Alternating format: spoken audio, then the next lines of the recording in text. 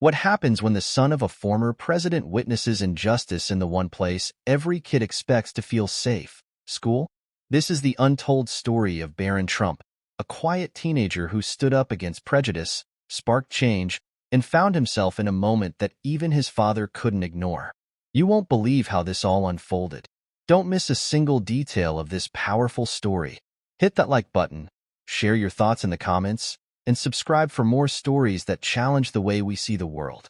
The bell rang sharply, echoing through the pristine halls of Wellington Academy, a private school known for its ivy-covered buildings, manicured lawns, and a student body that included the children of diplomats, celebrities, and business magnates. Barron Trump adjusted the strap of his leather backpack as he weaved through the crowds, his tall, lanky frame making him stand out despite his quiet demeanor.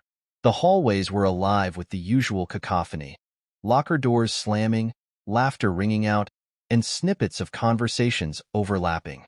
Barron kept his head down, avoiding eye contact. He liked his anonymity, such as it was.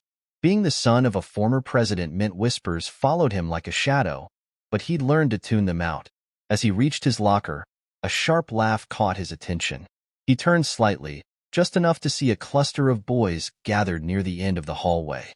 Alex, the ringleader, leaned lazily against the lockers, his blonde hair perfectly tousled, his blazer unbuttoned in deliberate defiance of the school's dress code. "Guess they let just anyone in here now," Alex said, his voice carrying easily over the din.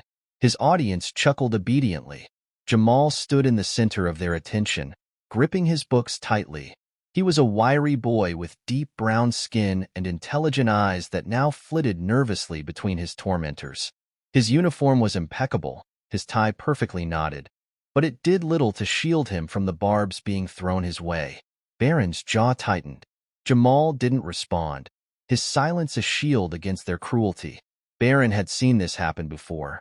Subtle digs, the kind of jokes that didn't leave bruises but cut just as deeply. As the laughs subsided, Barron caught Jamal's gaze. For a fleeting moment, there was something there. An unspoken plea, or maybe just resignation. Barron hesitated. Should he intervene? He knew the risks. Drawing attention to himself would mean stepping out of his carefully maintained neutrality. The bell rang again, signaling the start of class. The moment passed, and the crowd dispersed, leaving Jamal to walk alone. Barron watched him go, a knot of unease tightening in his chest. The classroom was bright, sunlight streaming through tall windows that framed the sprawling campus outside. The teacher, Mrs. Holloway, clapped her hands to get the students' attention. "Listen up, everyone," she said. "For the next 2 weeks, you'll be working in groups on a presentation about civil rights movements. I've assigned your teams, so check the list on the board." The room buzzed with chatter as students crowded around the list. Barron scanned it quickly, his eyes landing on his name. He was grouped with Jamal and Alex. He exhaled sharply. Of course. They gathered at a corner table, the atmosphere immediately tense. Jamal sat stiffly, his hands folded neatly on the desk. Alex sprawled in his chair, twirling a pen between his fingers. "Civil rights, huh?" Alex said, smirking at Jamal. "Bet you've got some personal stories to share. Want to tell us what it's like to?" "That's enough," Barron interrupted, his voice sharp. Alex raised an eyebrow, feigning innocence. "What? I'm just trying to make it relevant." "You're being a jerk," Barron said, his tone steady. The table went silent. Jamal's eyes flicked toward Barron, wide with surprise. Alex leaned back, his smirk faltering for a fraction of a second before returning. "Relax, Trump," Alex said. "No need to get all high and mighty." Mrs. Holloway glanced over, sensing the tension, but choosing not to intervene. Barron clenched his jaw, refusing to let Alex's words rattle him. Word of the confrontation spread quickly. By the next day, Barron could feel the shift in the air. Alex's group, the self-proclaimed elites of Wellington, made it clear that Barron was now in their crosshairs. At lunch, Barron found a folded piece of paper tucked into his locker. "Watch yourself, Trump. You're on the wrong side." He crumpled it without hesitation, tossing it into the nearest trash can. But the note lingered in his mind, a reminder that standing up wasn't without consequences. Jamal seemed even more withdrawn, his usual quietness now tinged with a wary edge. Barron watched as Jamal ate lunch alone, his gaze fixed on a book he didn't appear to be reading. That evening, Barron sat across from his father in the expansive dining room of their Manhattan apartment. The room was filled with the soft clink of silverware against plates, but Barron's mind was elsewhere. "Something on your mind?" Donald Trump asked, his tone unusually gentle. Barron hesitated. "What do you do when people keep pushing back, even when you're trying to do the right thing?" Trump leaned back in his chair, considering his answer. "You keep pushing back harder," he said. "Doing the right thing isn't always popular, Barron, but it's what separates leaders from followers." "But what if it just makes things worse?" Barron asked. Trump's expression softened. "Sometimes it will. But you're not responsible for other people's bad behavior. You're responsible for your own. And if you're doing the right thing, you're already ahead of most people." The next day, Barron approached Jamal in the library. "Hey," he said, sliding into the seat across from him. "Mind if I join you?" Jamal looked up, startled. Sure." For a moment, they sat in silence. Barron opened his laptop, pretending to check emails while stealing glances at Jamal.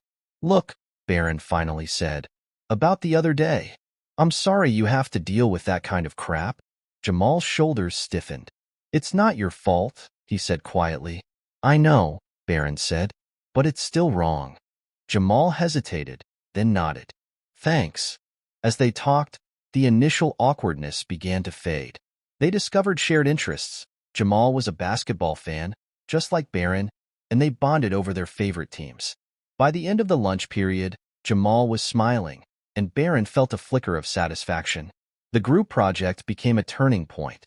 Jamal and Barron threw themselves into the work, researching unsung heroes of the civil rights movement.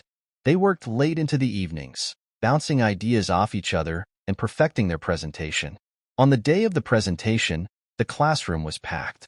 Jamal began, his voice steady as he spoke about individuals who had risked everything for justice.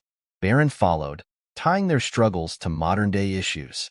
When they finished, the class erupted into applause. Even Mrs. Holloway looked impressed. Alex sat in sullen silence, his usual smugness replaced with quiet resentment. That evening, Barron recounted the day's events to his father. "I'm proud of you, son," Trump said, his tone uncharacteristically soft. "You didn't just do the work, you made a statement. That's what leadership is about." Barron felt a surge of pride. "Thanks, Dad. Remember this," Trump added. "The world is full of people who want to tear others down, but it's the ones who build others up who make the real difference." In the weeks that followed, the school took steps to address the underlying tensions. Mrs. Holloway organized workshops on inclusion and respect, and the student body began to shift in subtle but meaningful ways. Barron and Jamal's friendship grew stronger, their bond a quiet testament to the power of standing together. And though the whispers and rumors never fully disappeared, Barron no longer cared. He'd learned that doing the right thing was worth the risk, and that courage, once found, had a way of growing.